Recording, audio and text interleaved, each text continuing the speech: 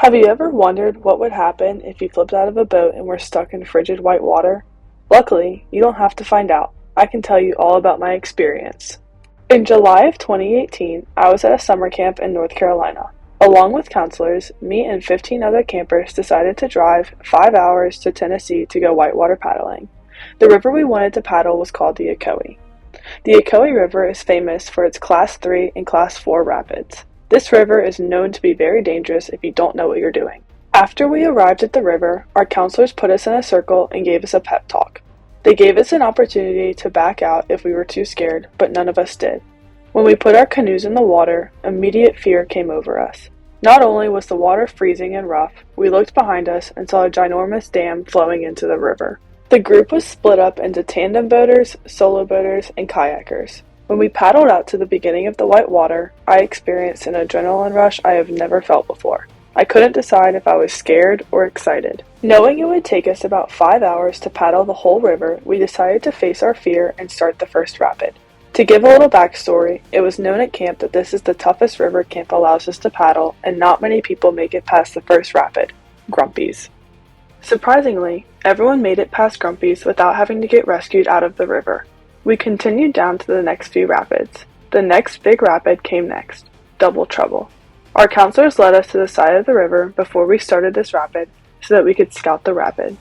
Scouting allows you to get a higher view of the rapid and pick which line was the safest and least likely for you to flip. While they were teaching us the right line, they mentioned that no girl campers had ever been down the rapid going river right.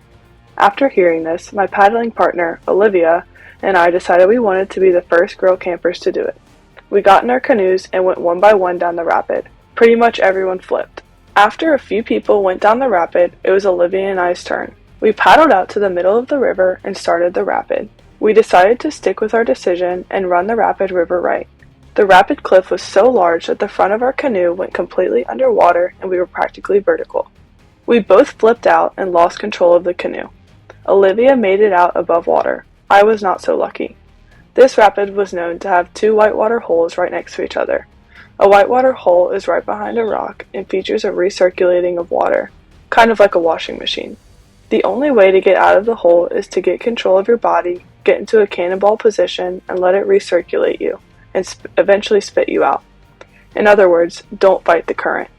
I was recirculating underwater for a good minute and a half. My counselors recounted the story after and said, "For a second there, we didn't think you were going to come up." I eventually made it out of the water and had to swim to the side of the river. The swimming skills I had from being a competitive swimmer is one of the only reasons I was able to make it to safety. Although this was a scary story, I obviously made it out alive. We were so happy when we got our canoe back and were no longer swimming in the rapid. We paddled the next few rapids without trouble. Right as we thought our crazy day was over, another rapid called Diamond Splitter was next. This rapid featured a huge rock in the middle of the rapid. Unfortunately, we flipped. We had to swim part of the rapid, but then out of nowhere, a rafting guide with a bunch of guys on a bachelor trip picked us up out of the rapid and brought us to our canoe that was down the river. This day was one for the books. Although that was the closest I have ever been to death, I wouldn't trade the experience for the world. Our paddling group became extremely close and are forever bonded.